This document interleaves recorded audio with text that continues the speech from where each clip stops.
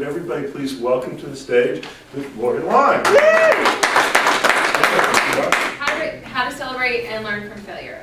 This is a huge initiative in my life, and this is something that is not only something that's important to me, but an extreme passion. Because as a teacher, what I see all the time is there's guilt and there's shame in failure, and that should be completely the opposite in everyone's life, but it is not. Failure and being defined by it is so prevalent in our society, it just breaks my heart on a daily basis completely. Because when I look at failure, what I see is a weakness that we can make stronger. I can't do push-ups.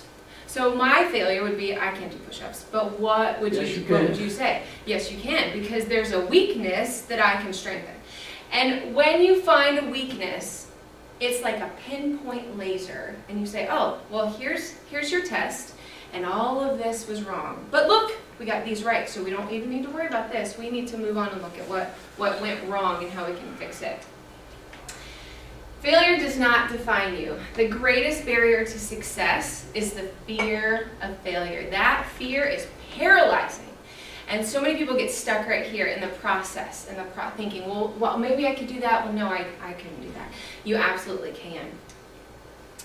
This is my most favorite famous failure. Walt Disney was fired from a newspaper for lacking imagination and having no original ideas.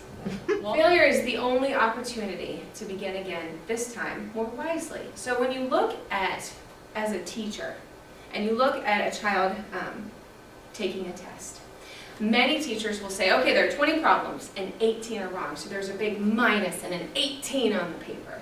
And what does that do to a child? Immediately they feel there's shame, there's rejection, there's embarrassment, and they are destroyed. But if you take that same paper and you say +2, that entire shift changes that child, and it changes what they look at. So when I became a teacher, my #1 job was that failure would not define my kids. So I would share all of this with those kids, and I would say, have you failed a test? Have you failed at something?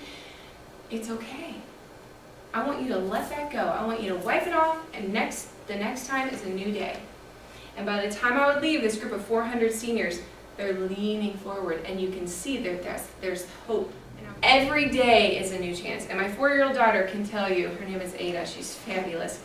She will tell you when she messes up, and I say, we made a bad choice today, right? She'll say, yes. What happens tomorrow?